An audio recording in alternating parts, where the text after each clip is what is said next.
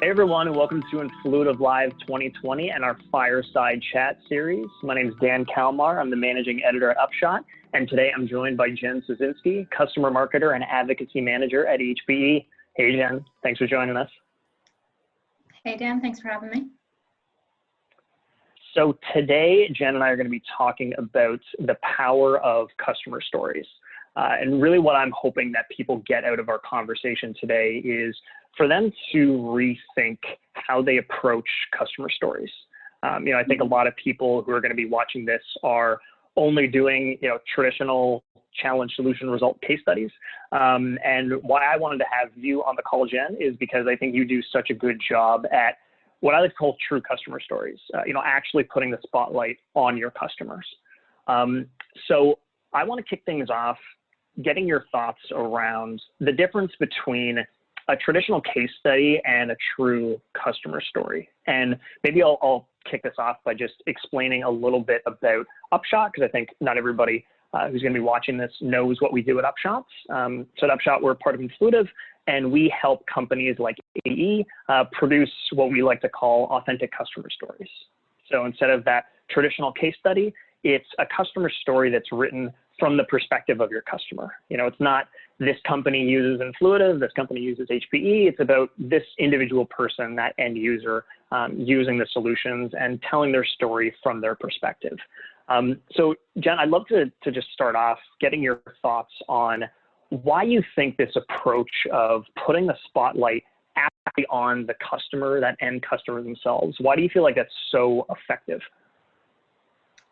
So if I look at traditional case studies against a customer story, I think a traditional case study is more focused on the business aspect of things. The content maybe isn't as deep as I'd like it to be on our solution and how the customers benefit from the product. When I think of an Upshot, I think of a customer's journey. It's how are they experiencing our product? How are they benefiting from our product? And what is their day-to-day life like while they're using it? That's not to say case studies are bad. They just don't fit the mold that I'm trying to accomplish. My favorite thing is when a sales team comes to me for a reference call and they end up using one of the Upshot stories and they come back and say, I don't need to have a reference call anymore because that was like a reference call on paper. That just proves to me that taking our companies, both of them, and putting them in the back seat and really letting the customer drive the story, that's the great accomplishment. It's not easy all the time, but I think when you know your customer base and you know their stories, that is just a great shining star. Well, and I think that this approach that you take with your customer stories of actually, making it about that end customer. When we look at, Influitive Live, like this whole event, it's all about advocacy, right? And advocacy is about this idea that nothing is as effective as customers talking about us, right? Like we can write white papers and traditional case studies till we're blue in the face, but nothing is as impactful as these customers sharing their experiences and actually, being by them. And I think what I think is kind of funny is even marketers who believe in that, a traditional case study isn't advocacy, right? Like it's the opposite of advocacy. It's us talking about ourselves and, to people who don't believe us, how great our company is. And then we just talk a little bit about a customer and then we call it a customer story. So I think with what you do at HPE, I haven't talked to too many people who want to shine that spotlight on their customers as much as you do. Like that seems to be a big personal thing for you, right, Jen, of like wanting to put the spotlight, put these people on a pedestal? I mean, yeah, I think at the end of the day, if I look at all of the stakeholders that I work with and collaborate with on a daily basis, that includes our customers. Our customers are actually probably our number one highlight of everything. They get to influence, or they help us influence our product, enhancements and functionality. They can help us with support. They can help us with user experience. They can help us in the sales funnel. And giving them the ability to do all of those things, it really just kind of puts a magnifying glass on their journey with us. And it makes their story that much more compelling.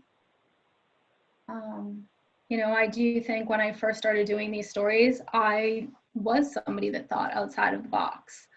You know, I don't necessarily know if I would change it where I had kind of a slow uptick in people getting more comfortable with these types of stories. I think that led to the success that I have today. So yeah, I think giving your customers the seat is 100% the way to go.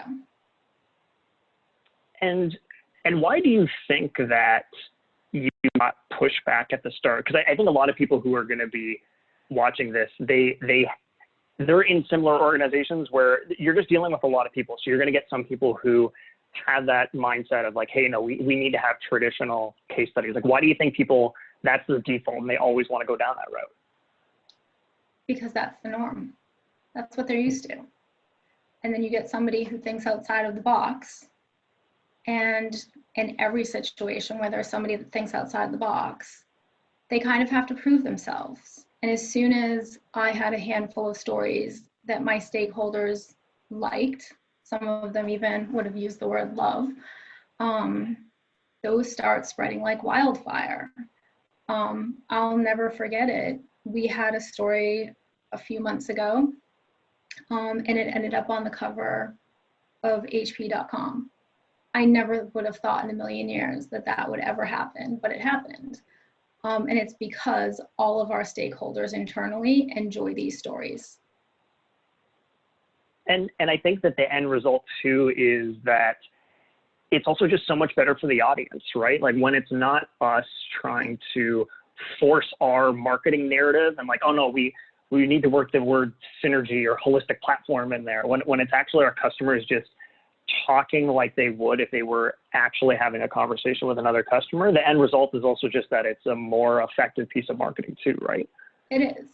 I remember I had done a story with one of the advocates that I have a great relationship with, and he's also met and spoken to the executive team a handful of times. And one of the executives read the story and he emailed me saying, hey, I felt like I was having the conversation with him because he could tell that it was his voice.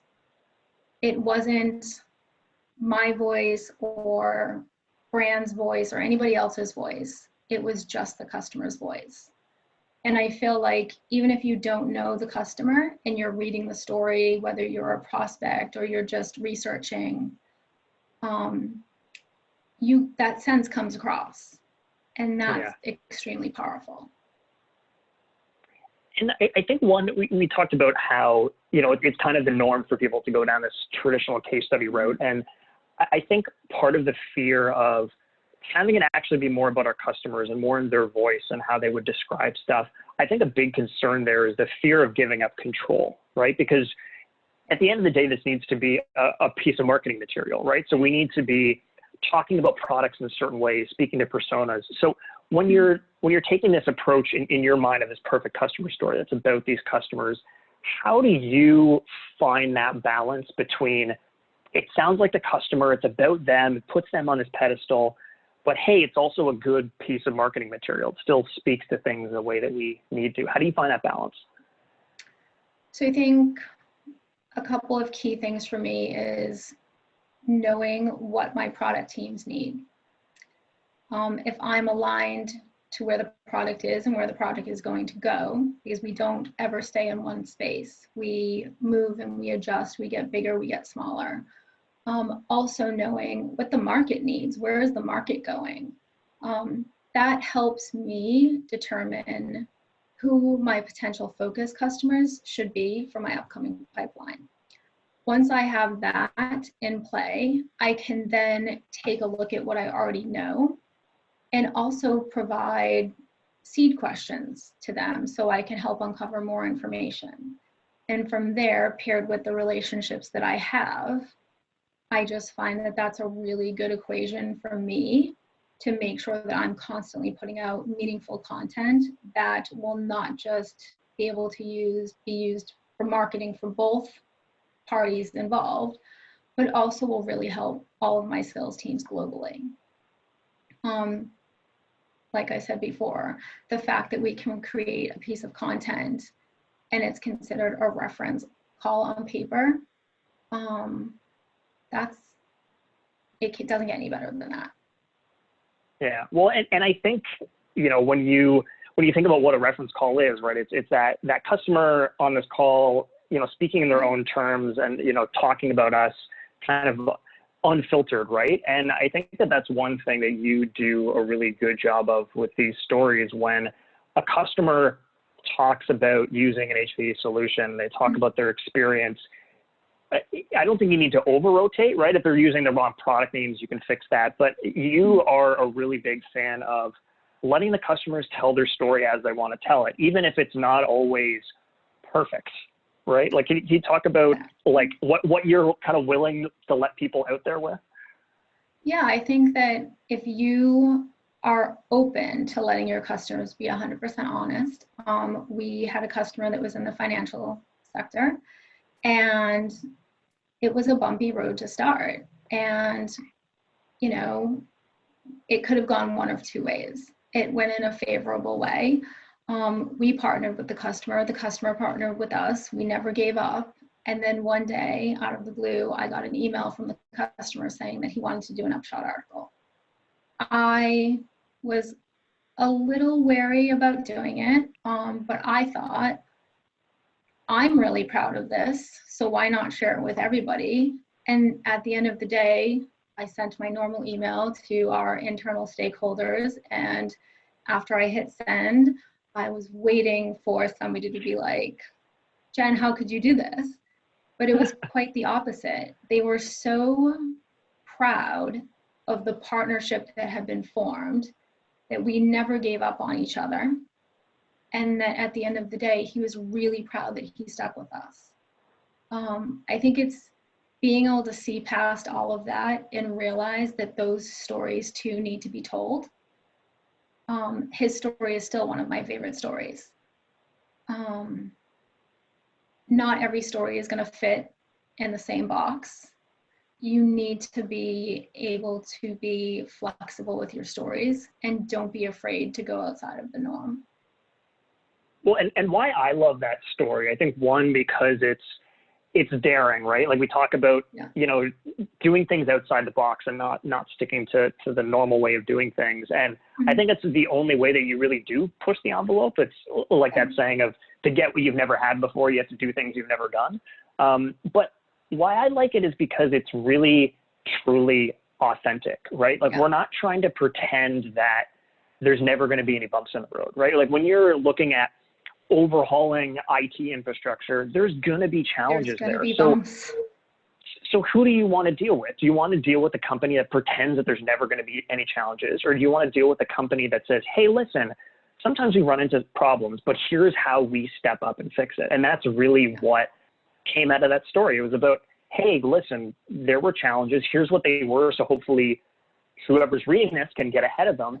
But also, here's how HPE stepped up.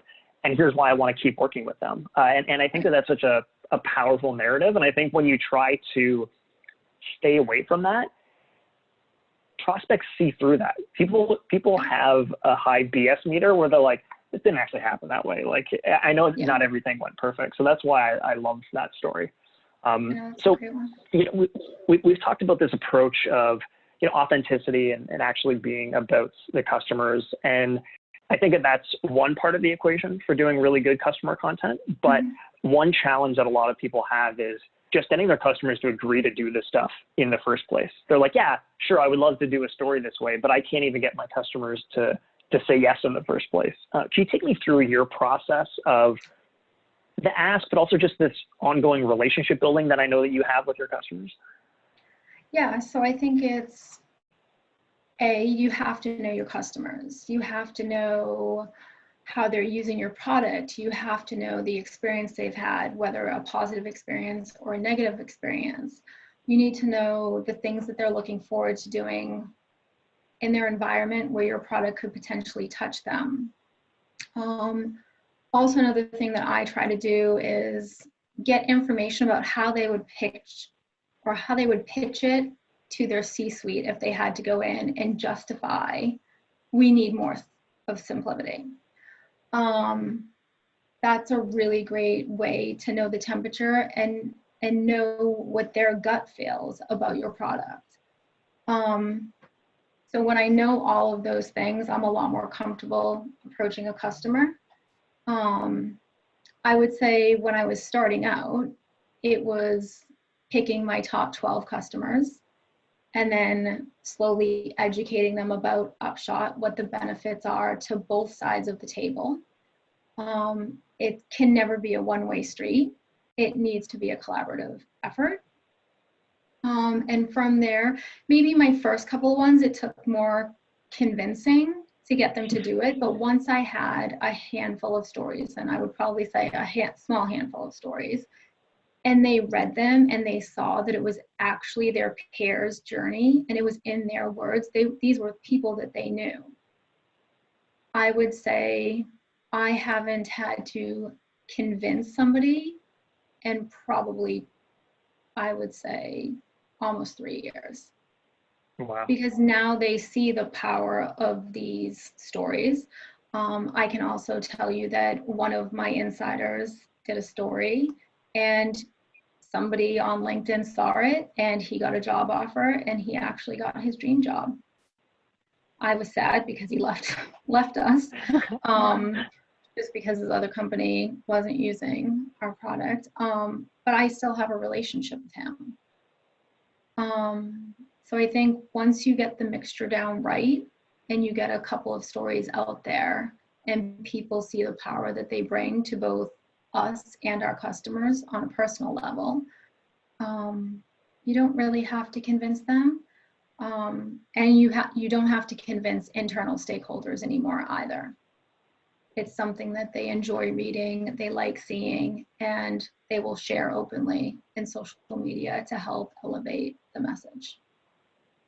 Well, and I think one thing that you in particular do really well is you think of advocacy as this journey, right? Like you always have relationships with these people that you ask to do stories. It's never just, hey, I'm Jen, nice to meet you. Hey, do you want to do a customer story? Can you talk about your vision for how doing a customer story like this is just one part of that journey and how it can, be a stepping stone to get them to do video or talking at events or things like that? Yeah, so for me, I think from day one, I've always taken the approach of getting to know the customer, not necessarily the company. I don't care about their company size, how much they spend with us, are they going to actually be an advocate in the end? All of that information is irrelevant to me. I really want to take a step back and foster a relationship with them. In the course of that, amazing relationships are formed. And I become not just somebody at a company that they partnered with. I become Jen. And that is, I think, what has led me to having all of these great stories. I'm not just another person asking them to do another thing. Yeah. I'm Jen, who they know is going to be their advocate within HPE, whether it's something that hits my job description or not, which I'll be honest, most of it does not. But if they come to me because they need something, they know I'm going to be there for them. They know I'm going to answer their email, and they know that I'm going to follow through. I think all of that helps the more compelling story because they feel that they can be honest. When I tell them that I want to do a customer story focused on you and your journey, they know that that's what I'm actually asking for. And another thing I love about this is we don't have scripted questions. It's a conversation between you and my customer.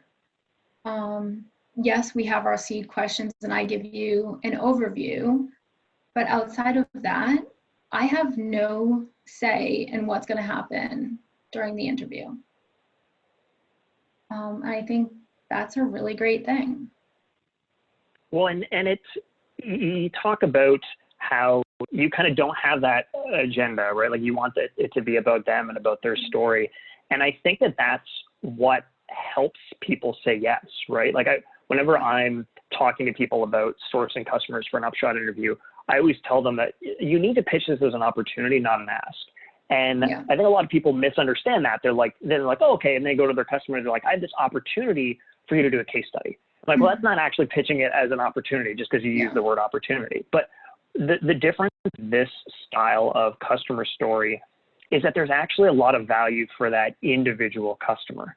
When it's a traditional case study, there's some value to your company, but there's not a lot of personal value to you to volunteer your time to do this. But you mentioned, that one person who got a job off of their Upshot story.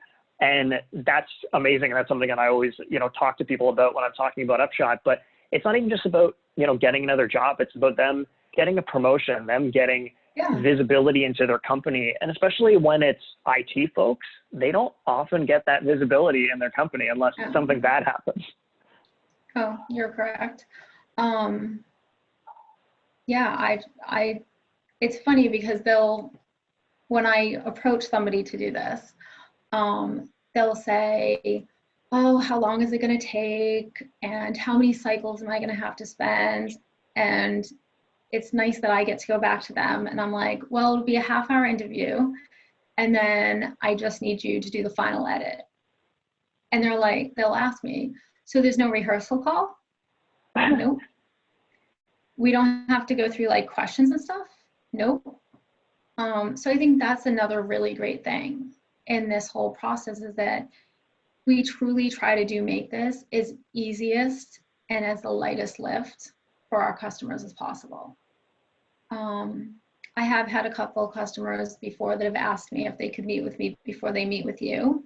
And I've just said, we can, but I really don't have anything to go over with you because I don't know what he's going to ask you. It is honestly an open conversation between the two of you. And you just be as honest as you can be, and a great story will come out of it. It takes so much of the pressure off too, right? Because a lot of these people aren't used to being interviewed, right? Like they're not celebrities, they're not athletes. They maybe did their job interview and that's the only interview they've ever done, right? Correct.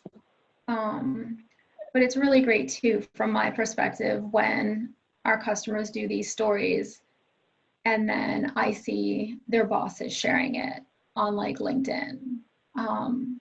It just makes me have that little proud mama feel. Well, and I can only imagine what you feel because I've seen in person the relationship that you have with these customers, like when I've gone to Discover and how they talk about you and the relationship you have. So I know how proud you must be when good things happen to them and they finally get that exposure. It's nice. It's nice kind of feeling that I've given them or helped them have a platform where they could share their story. And even if it does just turn out that they just end up getting a kudos from their boss, hey, really great job. I know I don't say it enough. To me, that is the icing on the cake for them. And sometimes across everybody, we just don't take that step back and appreciate the people verbally that we work with every day. So it's a very nice thing to be able to give something like this back to the customers that are your champions. Yeah. And so I want to end this call off giving advice to other people around they should be thinking about what kind of actionable advice can help them make better customer stories, do them faster, better reach. You've been doing this for a while. If you had to distill down the last 3 years into a few actionable tips for people, what would you tell them? So I think one is to know your customers, know their stories. Don't be afraid to be selective. You want to make stories on your creme de la creme. Another one is don't be afraid to have seed questions. You want to ensure that you're going to be happy with the piece of content in the end, but more importantly, you want your customers to be happy and feel proud about the content that they've created with you. If you do get your seed questions back and you feel like the story would be good, but if we wait a couple more months, the story will be great, put it back in the oven at 350. You'll be happier with the results. There's nothing wrong with that. And then I think from a leader perspective, don't be afraid to try something new, and don't be afraid to let your team members try something new. You have to try new things to uncover new gems. And for me, Upshots is one of the gems that I've uncovered since I became involved with the advocacy space. They are my go-to piece of content, just because it fits what I need in a traditional case study. So it does fit what the business needs. The upshot and the customer journey fits what I need. Yeah, and I think why, for me, I like working on upshot stories, and kind of my parting advice to other people is because it's just more interesting, engaging content. You know, I talk to so many marketers, and I'm like, when's the last time you shared a case study on social media that wasn't from your company? And they're like, well, no, I've never done that. I'm like, well, so why are you writing content that you yourself wouldn't consume, right? Like, if you just strive to actually put yourself in the customer's shoes and say, hey, what would I want to read? I would want to read about somebody's journey who's, you know, 2 years ahead of where I'm at now. I would want to read something where they actually talk about the real challenges that they face and how they overcame them. If you would want to read that content, why aren't you making that content yourself? Very true. Well, this was terrific, Jen. This was everything I hoped for. Like I said, I had you on here because I think you have such a great mind for advocacy in general, but specifically, you know, working with you over the last few years to produce some great customer stories. So thank you so much for your time, Jen. I hope everybody at home enjoyed this conversation. Thank you very much, Dan. Now it's your time to pick the brain of some experts. Q&A time starts now.